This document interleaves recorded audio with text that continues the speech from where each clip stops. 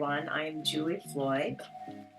I am the founder and CEO of StyldLife.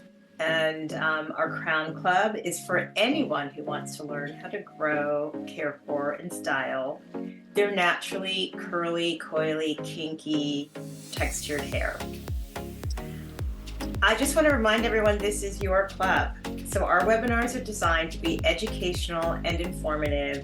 We encourage questions. Feel free to raise your hand or put questions in the chat or Q&A, and we will answer your questions. This is an opportunity to get information and answers from hair care experts and people who can let you know exactly what you need to know for your hair journey. And with that, I'm just going to go ahead and give you guys a little bit of a background about today's webinar. Today's webinar is a Washday routine with Yannie Williams. So Yanine Williams is a Jamaican natural hair influencer who loves to create content and share with her community how we can appreciate and love our natural hair in all states and shapes. Yanine enjoys creating Washday videos and researching the reasons behind natural hair concerns. She also provides tips and shares experiences with her community. Yanine's going to get started in just a few minutes. Next, I'm going to introduce Yannie Williams, who's the director of the Crown Club. Yannie. Thanks, Julie. Hi, everyone. Thank you so much for hopping on. Thanks, Yanine. We're here to have a wonderful time talking about how to wash our hair, a wash day routine. I'm super excited to be here, and I'm looking forward to all the insights that Yanine has to offer. As Julie said, I'm the director for Crown Club at StyldLife, and it's a wonderful place. And I encourage you all to check us out on Instagram, Facebook, and also on our network. There's lots of insight, lots of knowledge and information for you to learn from. Over to you, Yanine. Hi, everyone. I'm very pleased to be here. I'm excited as well to basically share how you are to wash your hair. It's something that most persons find a bit difficult. They tend to avoid it, wait maybe a month, 2 months, 3 months before washing their hair. And honestly, that's not the best.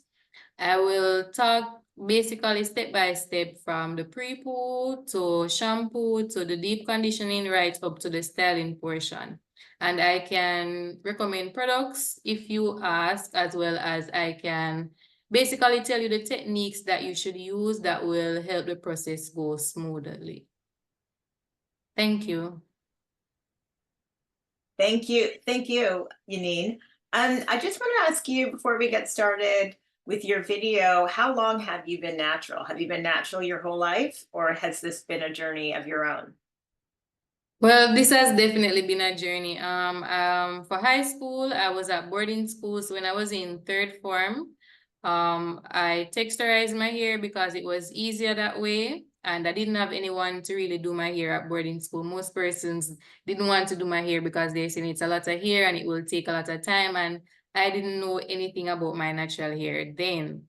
But then when I went to university in 2018, I had some color damage and I decided to just get rid of the damage and grow out my hair. And from 2018 up until now, I've started to learn about my hair, and I've made mistakes along the way, but of course I try to manage it, and I'm doing my best. Every day I learn something new.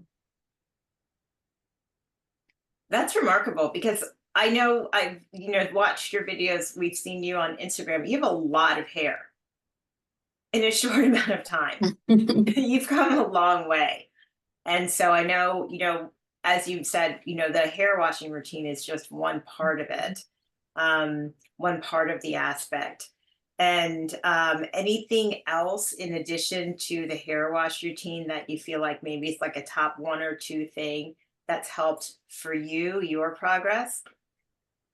Well, definitely. I ensure that I try to maintain a balanced diet. It's not perfect, but I try to maintain a balanced diet. And I also ensure that I moisturize my hair as often as possible. And believe it or not, I try to stay away from those long-term protective styles. And a lot of persons love them and they may be a little upset about that. But honestly, some of those styles do more damage than good at the end of the day. That's really good to know. That's really good to know. I saw on tell us about your Instagram journey. I saw some interesting video on your Instagram post and feed, and I'm sure most of our viewers would love to hear how the journey began. And one video in particular is about the myth that we should not go too long without washing the hair. Because I saw once that we should not cleanse our hair that much. So what is your take? Talk to us about that, Yanine. Well, sure. I started my Instagram, I think around 2020. I believe I think it's 2021. Sorry, I was in my final year at university and it was COVID. And I was thinking that, I mean, I enjoy doing my hair. I always sharing tips with my friends, and it's really my friends that actually encourage me to go ahead to post. And I was a little nervous because I'm saying I'm going to basically share so much to persons that I don't know. I was a little afraid, a little shy, but I got the encouragement and I decided to just go for it. Basically that myth though, a lot of persons are here with it. They're always saying that the longer they keep their hair dirty, quote unquote dirty, then the longer their hair will grow. But the thing is, why they tend to see more growth during that period is because they're manipulating their hair less. They're not in their hair every day. They're not combing it, brushing it. So that's why they're seeing growth, but it's not because they're not washing their hair. Actually, most dermatologists recommend that persons with hair type, Afro-textured hair type, that we should cleanse our hair every 7 to 10 days. If we cleanse our hair like every day as persons who are Caucasians, then that will cause our natural oils to be stripped. And we won't have enough time for the sebum to build up on our scalp, and we won't be able to smooth that down the length of our hair. So in those cases, that will cause damage. But washing our hair every 7 to 10 days, that would be a good balance, because a healthy scalp does fosters growth. Because a lot of persons, I realize they struggle with dandruff or eczema. Because myself, I struggle with eczema, but they have persons who struggle with dandruff. And they have two types of dandruff, I believe. Like persons with the oily scalp, they have a different type of dandruff. And if you're not washing your hair, maybe like in 2 months, all that oil is building up on your hair and as well as your scalp. And then that fungus is just feeding on that. So that's why those scalp conditions tend to get a lot worse when you're not washing your hair frequently. Wonderful. Thank you. One final question before I jump over to Julie. Tell us about your specific hair type. Because most person may say person of our nature, complexion, or ethnicity can't grow our hair to that length, but you have defied the odds. You have proven persons wrong. So talk to us about your specific hair type. Okay, I have type 4 here. I don't know if I would say it's 4A, B, or C. I just keep it at type 4. That's better for me. Yes, a lot of persons do say that persons with type 4 hair, it's hard to manage. It won't grow. But the thing is, for example, when I was younger, I had a lot of hair on my head, but it wasn't as long as it is right now. And the thing is not to blame my mom or anything, because she was just doing what she knew best. But when she was handling my hair when I was younger, she was a little rough, especially when she was detangling my hair. She didn't apply any products, anything to lubricate my strand. She was just, brushing my hair very roughly where it literally hurts. So those things can cause damage to our hair that's type 4. Let's say someone with a more looser curl, maybe a type 3 or a type 2, their strands, it's easier for the tool to go through it with ease. So, they have less damage because of they have less mechanical damage from the comb. So they tend to see their growth, while our growth is basically delayed. So our hair will be growing, but we don't get to see that length because it breaks off because of that mechanical damage from the comb. That's good to know. Thank you. So, Yanine, I'm still thinking about how you said you started your natural hair growth in 2018. And I know how long your hair is, and I hope at some point you just take down a bit of it so everyone can see. I've actually been on my hair journey for longer than that. And it's actually one of the reasons why I was inspired to start the Crown Club, realizing I really needed help as well. In terms of hair wash day, and I know you're going to take us through, a routine, but I'm wondering over the course of, the 6 years you've been doing this, how has your hair wash day transformed or changed as you've learned more, as your hair's gotten longer? Do you do the exact same thing all the time now, or is it dependent on different factors and what you've got going on? Well, definitely, that's a good question. Well, it definitely can be a case where it's not the set thing depending on what's going on. Let's say I maybe do a lot of activity because I sweat a lot in my hair, and right now where I'm at in Jamaica, it's really hot. So 1 week I can sweat in my hair like a lot till my scalp is super itchy. So I would just go ahead and co-wash my hair. So I wouldn't shampoo it because it's not yet even a week. So I don't really want to strip my hair. So I'll just co-wash my hair. And there are also times where in terms of my routine over the years, it's become a little bit more concise. Before I used to do a lot more steps that weren't actually necessary. And now I'm at a point where I know what is necessary from what's not necessary. So I literally used to use rinse out conditioner as well as deep conditioner on my wash days, and that literally wasn't necessary. I used to literally use the rinse out conditioner, rinse that from my hair, and then apply the deep conditioner. Honestly, I was really wasting products, but at that time I didn't know the right thing, so I was just doing something. And in terms of like deep conditioning treatments in the past, I was of the impression that, all right, if this product has in hydrolyzed proteins, once the ingredient is lower down into the list, let's say it's not the first 5 ingredient, I was thinking that, okay, I can use this weekly, won't do my hair anything, but that was a big mistake. I wasn't reading ingredients on the products. I was just using anything. I was just trying to get the cheapest products because at the time I was in school, I wasn't working my own money as yet. So I was literally thinking about what's the most affordable product. But I'm at a place now where I actually look at my ingredients, and I still think about cost, but I think about ingredients more because too much protein on our hair as well can cause damage. So it is good, but it can also cause damage. So I try to look out for those things as well now. Okay, great. I appreciate that. And I heard you say, you mentioned a rinse out conditioner and a leave-in. I actually did that today. I'm looking forward to you getting started. We do already have a question, so I'm going to put this question out to you, and you can answer it now, or I don't know if this will come up in your video, and let you kind of decide when is a good time to answer this. But the question is, can you better describe your midweek routine? Did you say it's a cold wash? Is that what you said? I think you said Co-wash. You said co-wash. Yeah. What is the co-wash? Well, it's not something that I do every midweek, but a co-wash is basically a cleanser, but it's a cleanser, but it has conditioning abilities. So yes, it does clean your scalp and hair, but it doesn't strip your scalp and hair a lot. So it has some conditioning abilities as well. So it will be able to soften your hair. You can be able to detangle your hair with it. And most often the co-washes have a lot of oils and butters in them.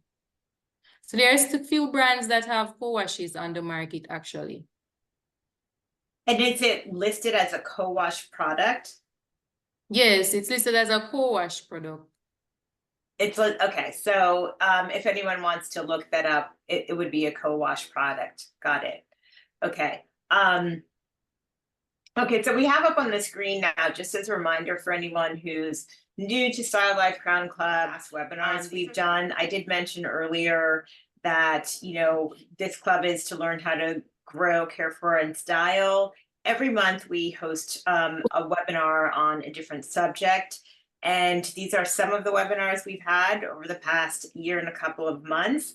You can see clips of our recordings on our community, through our community network, and we will have the link to join that at the end of this webinar. They're all fantastic. We've got a lot of terrific content contributors, as you can see here. And again, we'll have that link at the end of the webinar, so you can check out some of the things you may have missed.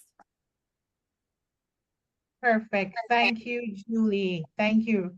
So we're getting to the meat of the matter, the exciting part for those who are on and anticipating what's next.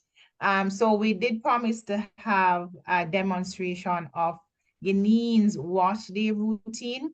So we're going to go through a video demonstration, and we're going to have Yanine walk us through what she's doing. And as you can see, she's putting down that gorgeous Rapunzel hair to guide us through the wash day routine. So you will not be hearing the video, you're gonna be hearing Yanine go through the video for us, all right? So I think we're at the pre-treatment stage. So talk to us about that stage, Yanine. Well, the pre-treatment stage is basically where you want to apply a product that is able to coat your hair strands or to lubricate it. So you're able to detangle your hair with a comb or with your fingers. The pre-pooing stage is very important, especially if your hair is very tangled. Let's say you're coming out of a protective style and you don't want to just go ahead and shampoo your hair. So it's a point in time where you're able to get out some of the shed hair. You won't be able to get out all of it because it won't be a thorough detangling step, but it's just where you're basically priming your hair for the shampooing process. Especially if you're going to use a shampoo that's a clarifying shampoo, and we know that that one is a bit more stripping than the moisturizing shampoo. It's good to coat your hair with some oils, especially oils that are able to absorb into our hair strands. So as you can see, gently finger detangling my hair. I try to stay away from the combs. I actually started to brush my hair at one point in time, but I've stepped away from the brushes as well. I realized that the brushes are a bit harsh, even though I see a lot of them on social media now getting a little heat. They're a bit popular, but I try to stay away from the brushes. So one thing I must add or share with you all, I see a lot of persons, they're able to just brush their hair and the brush just glides right through their hair. If you're not able to do that, don't be discouraged. Don't feel as if something is wrong with your hair. And I mean, the tool is supposed to work a particular way. Remember that each of us have a different hair density, meaning that each of us have different amount of hair strands on our head. So one person may have just a simple section of their hair and they're able to glide that comb or brush through their hair without any restriction. However, because you have a lot more hair in that same small section, you're not able to do that. So it's not good to follow everything exactly as what you see on social media when it comes on to detangling your hair. Perhaps you need to detangle your hair in much smaller sections. I was finger detangling my hair in 4 sections. However, if I was going to use my comb, I definitely have to break down those sections even smaller. Because if I try to comb out those sections there, I literally would rip out my hair. Also, in the past, I've used the conditioner, rinse out conditioner as my pre-poo. However, now I try to use oil because I realize when I wet my hair before, so let's say I wet my hair and then apply the conditioner, sometimes it's very hard to take out the tangles. I realize when I just use the oil to lubricate my hair and then allow that to sit a little, without getting my strands wet, it's much easier to get out the tangles, especially if you're coming out of a mini twist style. If you wet up those mini twists and then decide to take them down, you're in for a disaster. So that's definitely a no-no. That's a tip I can share with you all. Thank you, Yanine. Julie? Yeah, Yanine. Okay, so this is really interesting to me. So your pre-wash, did you call it a pre-wash? Is you're using an oil to gently detangle before you do a wash, a hair oil. Yes. Okay, so you're not, and you said you're not using conditioner. Do you put the oil on before the water? Do you wet your hair first and then put the oil on? And then I noticed you twist it back into sections. Well, definitely. Sometimes it's a bit different. At times I will heat up the oil. So I'll put the oil in a cup of hot water or a jar of hot water, allow the heat to transfer onto the oil. And then I will lightly mist my hair. I won't always like soak my hair with water. I'll mist my hair lightly, or I'll just apply the oil straight up onto my hair and then allow it to sit. So I'll allow it to absorb into my cuticles before I go ahead and start with the finger detangling. And so you put the oil in and then I don't know if I'm skipping ahead, but then do you rinse out the oil before the wash? Yes, you can rinse out the oil before you apply the shampoo, or you can literally apply the shampoo while the oil is still in your hair. It's up to you in that case. Okay, I have another question. Sorry. And again, anyone else have a question? Don't let me hog all the question time. But okay, so I swim once a week. And then once a week I do use a clarifying shampoo. And because I swim once a week, I've started washing my hair twice a week, which has, for me, I think helped. But would you add oil?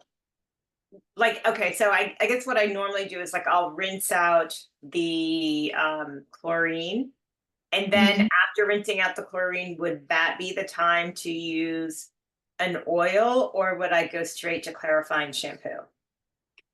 Well, in that case, you said you swim twice a week. Once a week. Once a week. Oh, once a week. Yeah.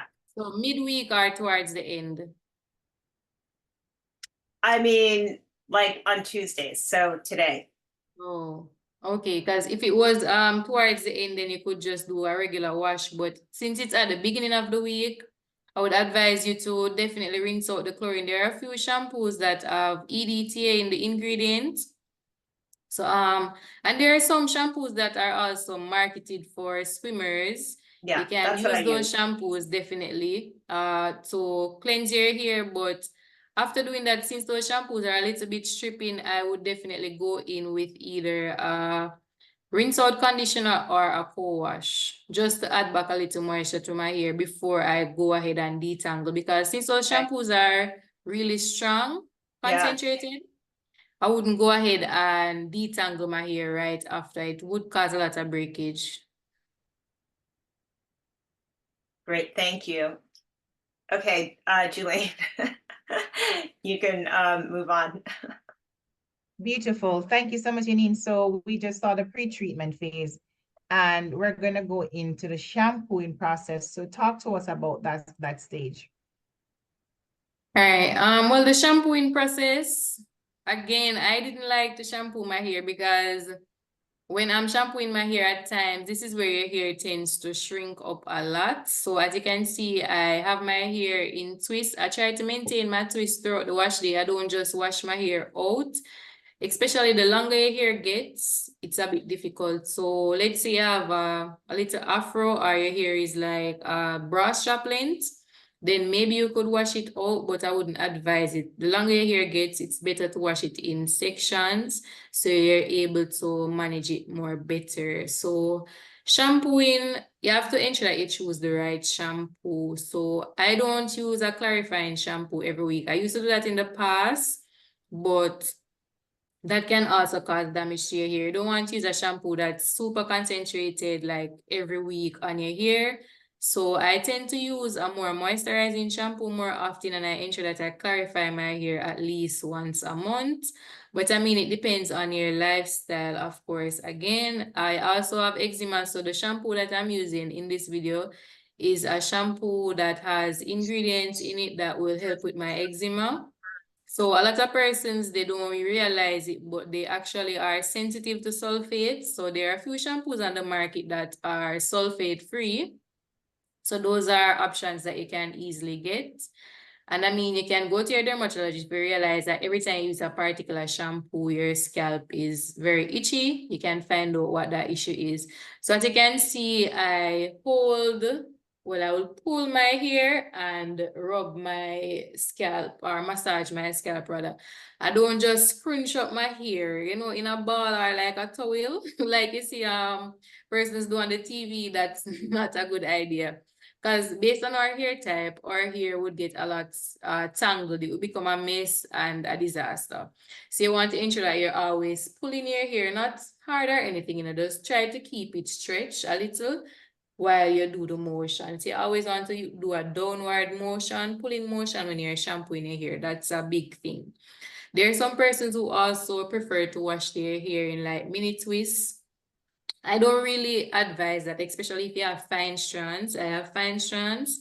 I realize that when you do that, your hair tends to come out of the twist and tangle onto each other and cause a lot of single strand knots. So I wouldn't advise you to do that. I mean, if you have a coarser texture here, meaning that if you look at a strand of your hair and compare it to a thread and it looks bigger than that thread, then I would say that you have a coarser texture here. Then it's okay if you wash your hair in mini twists, but that doesn't work for everyone. And I mean, it's good to wash your hair in the larger sections as of what I'm doing, so you're able to get to your scalp more. There are also scalp massaging brushes that they have now in the market. It's not something that you have to get, but I mean, it's there and it's helpful. So that's something that you can also use. There are scalp scrubs that are also now on the market. I mean, you don't have to run out and buy a scalp scrub. I would suggest getting a scalp scrub if you actually have like sensitive scalp, like eczema, any scalp issue, then a scrub would be good, a gentle scrub. I see they have DIY scrubs. I wouldn't advise you to do that. Don't go ahead and mix up any sugar and put that on your scalp, because you don't want to get any growth on your hair, bacterial growth. You don't want to do that. So it's best to just get a product from the store in terms of that. We've got another question, Yanine. Do you ever change the type or brand of shampoo, or do you use the same shampoo year after year? Well, remember now, I was saying that at the beginning of my journey, I was looking for the cheapest product. And I used to believe that shampoo is shampoo. Nothing goes like that, though. That was definitely wrong. I normally use any shampoo, but that's not good. Because I was using shampoos with surfactants that were super strong. And I was just washing my hair. Like every time I shampoo my hair felt super stripped, even when I did the pre-treatment. So I knew I was doing something wrong. So now I actually look into the shampoos that I buy. I always try to get one though with zinc in it, because that would help with my scalp issue. But I always try to get a shampoo now that's moisturizing. It's a definite thing that I try to get now. It's important to choose a good shampoo. And I'm noticing that, okay, oh, there's a rinse section. Okay, let's watch the rinse section before I ask the next question. All right, definitely now with the ring section, as you can see, I'm pulling my hair apart, because one thing that I used to notice every time, I always want to just haste this process. I want to just shampoo my hair and then rinse it out in 1 minute. That's not possible because my hair is really thick. So I try to separate my hair to ensure that the water goes all over my scalp, because it's very important to wash out your shampoo properly. Shampoo is not something that's meant to stay in your hair or on your scalp, so it does cause irritation if it's not washed out properly. So this is something that I ensure that I do well now. Okay, so yeah, so I was gonna ask, so you wash each section and kind of kept the shampoo in each section, and then you're rinsing it all at the same time, and at that point you're untwisting your hair. And I just can't tell from the video, as you rinse each section, after you rinse it, do you twist it again? Yes, I definitely retwist it again because remember, as I was saying, our hair, it has a tendency to shrink up on itself and tangle. So you want to minimize the shrinkage as much as possible. So putting your hair in a twist using alligator clips or just bantu knots, having those definitely helps the process go smoothly. Thank you. Right, thank you, Yanine. So beautiful information. So we saw the pre-treat, we saw the shampoo, we saw how to get the shampoo out. Now you mentioned deep conditioning versus a regular condition. So we're gonna see your deep condition process now. So talk us through this step because it's one of the most important parts, I assume. So talk us through while we watch the video. Yes, this step is very important because remember our shampooing step would have removed some of our natural oils from our hair. So we want to get back oils into our hair so we can have our hair moisturized. So a regular rinse out conditioner basically coats the surface of your hair while a deep conditioner is able to penetrate into the strands of your hair. So it doesn't only work on the surface, it works beyond the surface.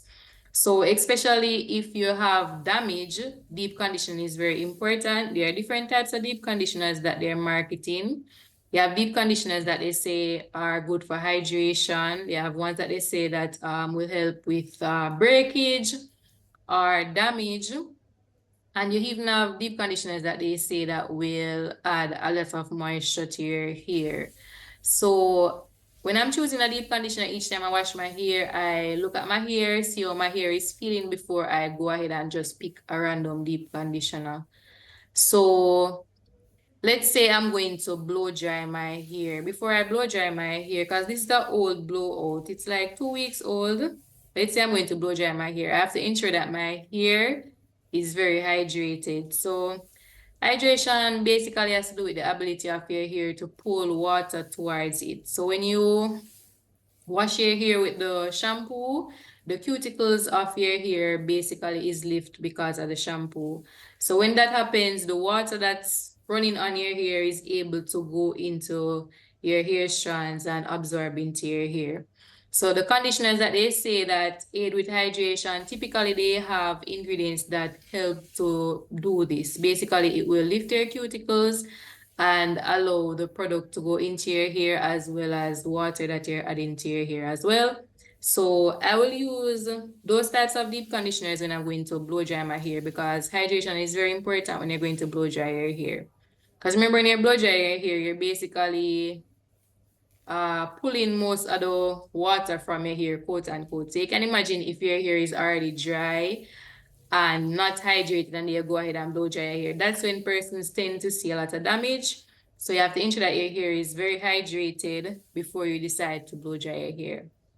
Now, on a regular week, I would just go for a moisturizing deep conditioner.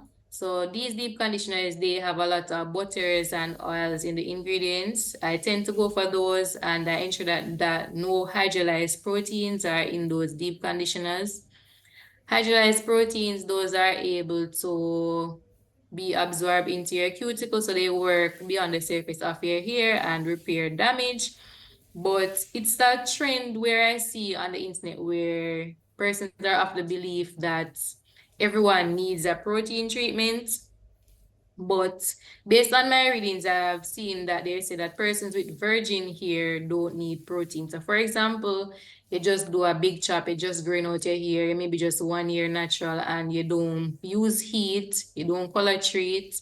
There's no chemical that you add to your hair to alter your hair in any way, then you don't need protein. Using it won't harm you from one use, but it's not necessary at that time. However, for example, my case where it's been quite a while since I've been growing out my hair. I know over time, as the hair gets older, it will undergo change and damage because just the regular brushing that you do to your hair and washing, you do get damage from that. It's a minimum damage, but over time, that damage is still there. So you want to repair those little bonds that were broken. So using a deep conditioner with hydrolyzed proteins, what can I say, occasionally is very beneficial. So at this point now in my routine, I try to apply those deep conditioners to my hair every 3 months. I keep it at that. In the past, when I didn't understand this, I was using those every week, and I got to a point where I was experiencing protein overload. Like my curls looked different, my hair felt super stiff. Even when I was just trying to separate my hair would break. It was actually a very horrible experience, but I mean, I learned from it. So even though a protein may not be marketed as a protein treatment, but if it has a lot of hydrolyzed proteins in it, and you're not at a point where you think that your hair needs it, your hair is not colored, I mean, you're not heat styling your hair every day, every week, then it's not really necessary. And then the moisturizing conditioners.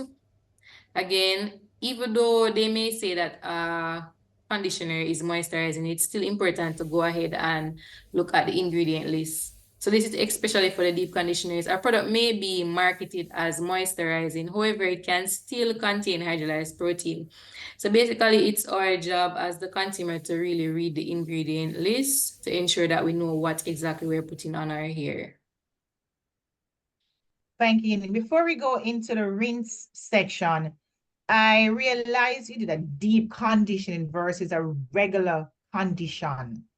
I know most persons listening may just do a regular condition, but for your hair type, I believe it works best. So tell us, is it required to do a deep condition every week or just to use the regular condition as we're used to? What is your take? Well, as I was saying, the regular conditioner, that just works on the outer layer of your hair. And I've read that it only moisturizes the hair for up to 3 days, where a deep conditioner will work more internally on your strands. But it's not something you don't have to deep condition every week, to be honest. I do it weekly, but I ensure that the deep conditioner that I'm using doesn't have hydrolyzed protein. It's just a deep conditioner that has butters, oil, and water. So it's not like I'm using something that's really marketed for damage here. So you have to be careful of what you're using. A rinse out conditioner can be used, but it's good to also try to use deep conditioners often as well. Because as I said, the rinse out conditioner only works on a surface level. You also want to ensure that you're working on the internal structure of your hair as well. So maybe you can be flexible with it. You deep condition this week, the other week, maybe you're rushing, you don't have the time to really wait. You can do a rinse out conditioner, but there are different types of rinse out conditioners. You have to ensure that the one that you purchase though is very good as well. Thank you. Let's take a look at the rinse after you apply the deep conditioning.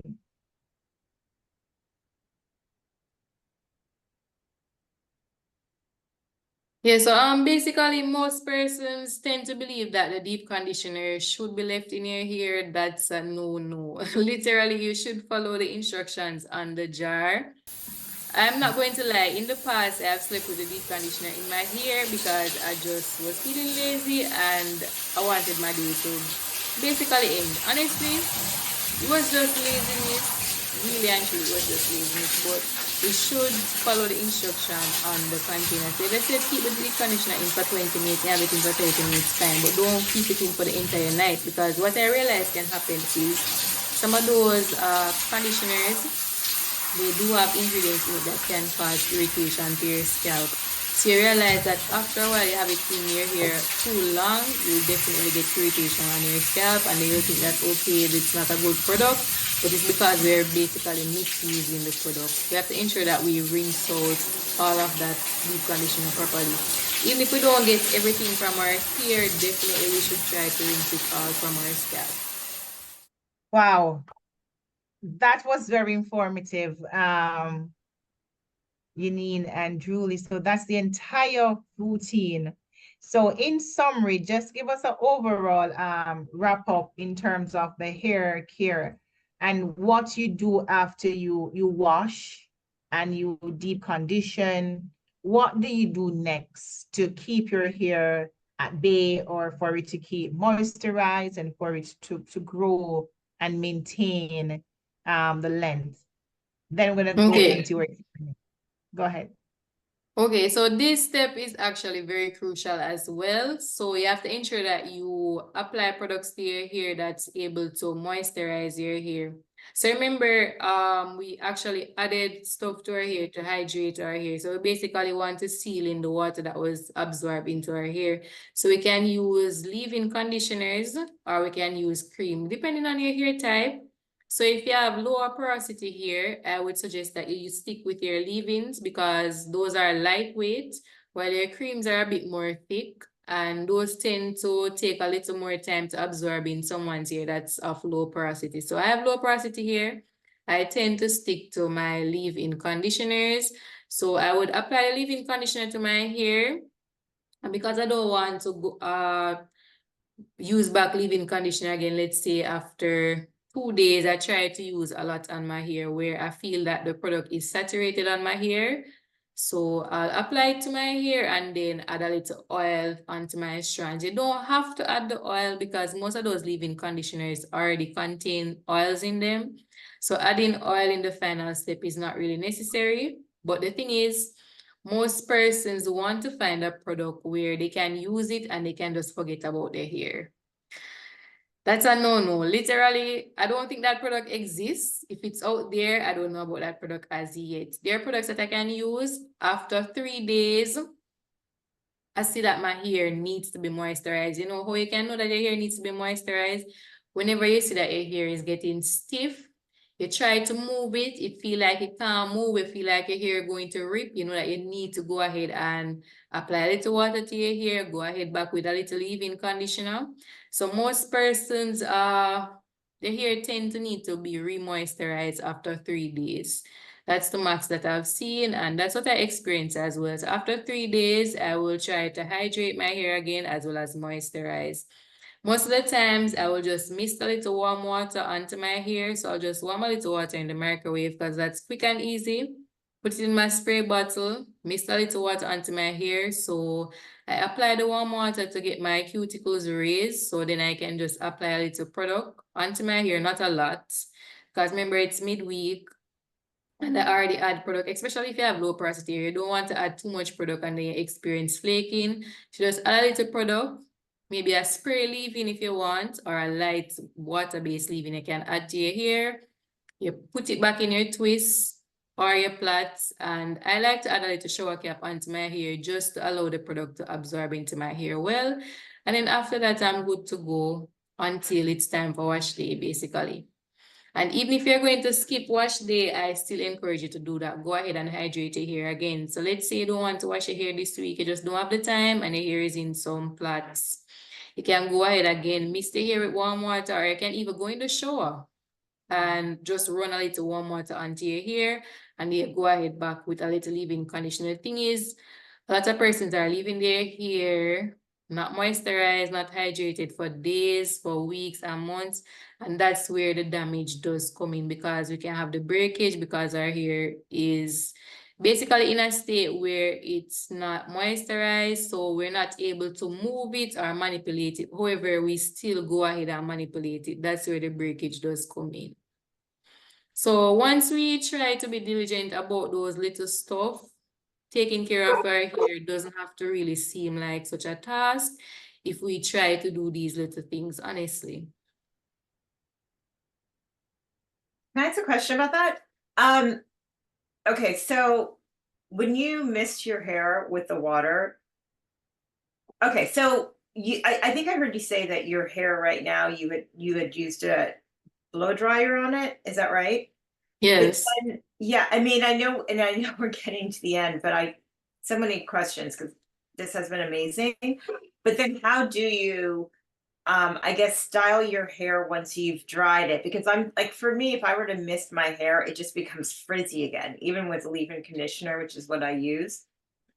But it sounds like you're saying, regardless, like after a couple of days, that's better for health hair is to figure out what to do. So that you can, I guess moisturize your hair every couple of days. So my question is like how do you do that? Well, definitely. So since I have the blow dry style now and I don't want to get my hair wet for it to revert, there are definitely butters or creams that you can use that contain oils in it that do moisturize your hair. They have oils in some of the products that are able to penetrate your hair. So I would go in and use just a little bit of those onto my hair, but I don't try to extend the blow dry for too long because again, that's not a final solution. I mean, missing your hair is the best solution, but depending on your style, you can use different products. It's flexible. So even if your hair is going to get frizzy again, I mean, you can go ahead and add a little gel just to get away the flyaways and so forth. Thank you. Beautiful. Before we go into Q&A, for those who have just joined, we just went through an entire wash day routine with Yanine Williams. And you can check her out on our platform, on Instagram, on our Facebook page, also on our Mighty Network platform. She has lots of insights.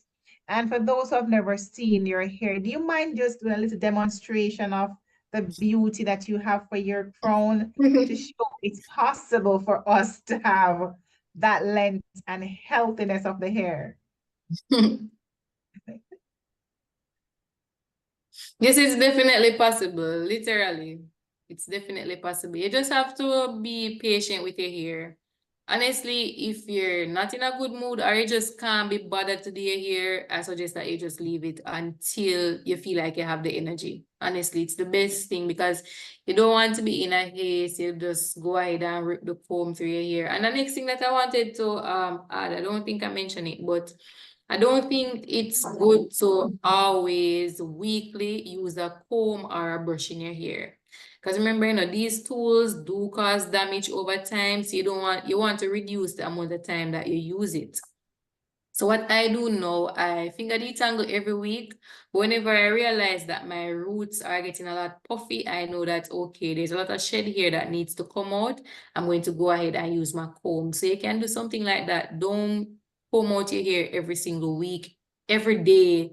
That causes even more damage. You don't want to detangle your hair every single day. That's not good. Especially if growth is something that you want to achieve, length retention. Yeah. Another question Wouldn't be a in good terms idea. of trims. How often would you recommend for us to do trims? Because I tend to do mine very often, maybe because I can't be bothered. But how often do you recommend and the proper techniques? Because I did this weird thing once, just washed my hair, felt frustrated, all the curls and bam with your scissors. Like a couple days after, I was like, where's my hair? Where's my hair? And my husband was like, you cut your hair while it is wet. So you cut your hair. So what is your take on that? How often should we do our trims and the best method of doing that? Well, the trimming, I hear a lot of things about it, but honestly, my opinion is different from the most popular opinion. I realize that most stylists are saying that, okay, you should trim your hair every 3 months. But I'm saying if on average you only grow half an inch a hair per month, and you're going to trim your hair every 3 months, you're not going to realize, well, you won't notice if your hair actually grow if each time you're going to cut off that little growth that you get.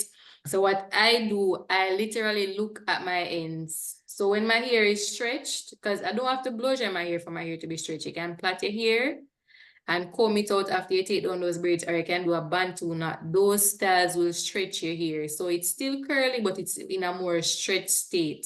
So at those states, you can literally look on your ends and you'll literally see those split ends. That's what I do.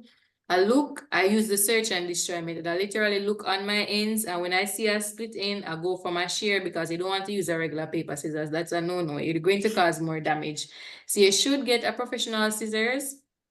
That's what I use. You can get it to buy. I see some on Sally Beauty. It's very accessible.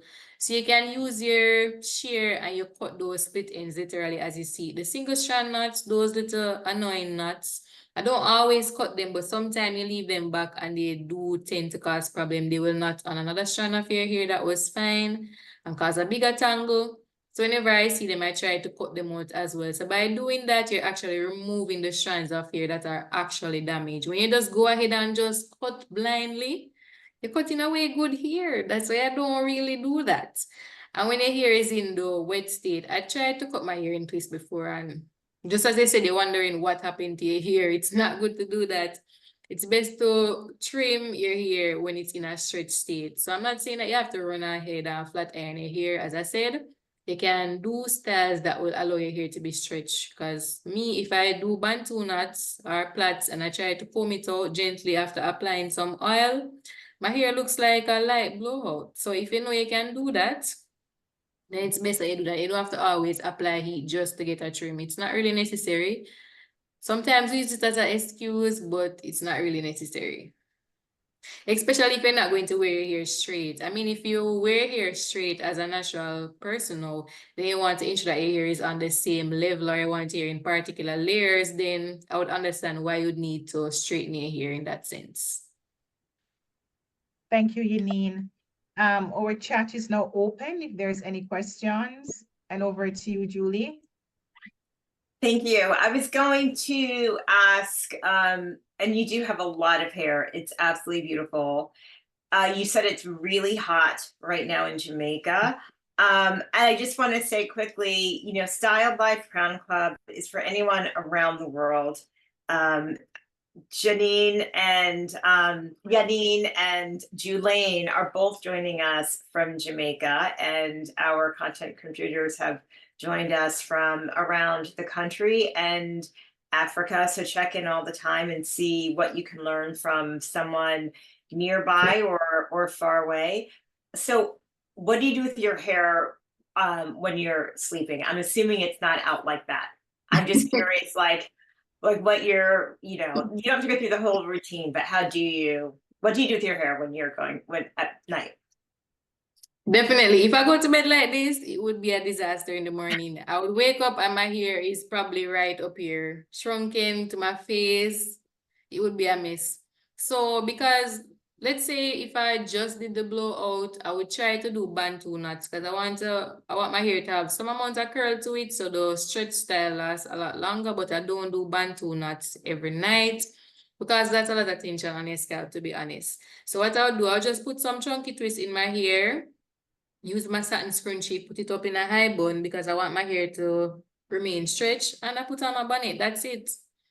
I try to keep my hair less tension is better. So doing bantu knots every single night because you want to have fabulous curls, it's not worth it at the end of the day when you lose your edges and when your scalp is feeling a lot of pain. Even the braids, let's say you're wearing a braid out throughout the week, you don't want to be braiding your hair every single night. I mean, after 3 days, you know, the braid won't look like how it looked on day one. So you could go ahead and re-braid. But after that, you can just put your hair up in a pineapple. Don't go ahead and braid back the hair every single night. Right. Right. So as Julaine said, our chat is open. We have been answering questions as they come along, but we're also at the end of the hour. So any other final questions before we thank Yanine and move out? And then I'm gonna let Yanine say goodbye and Julaine a few final words before we end the session today.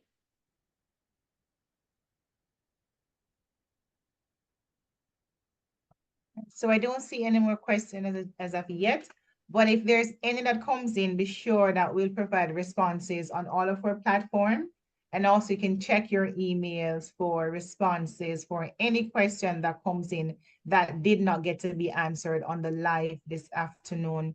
But I must say, I post our social media pages. Be sure to go over to Instagram, Facebook, grab that link for our network. You can interact with Yanine, myself, Julie, all of our other content contributors in our network. And there's a host of videos on how you can grow, maintain, care, and style for your natural crowns.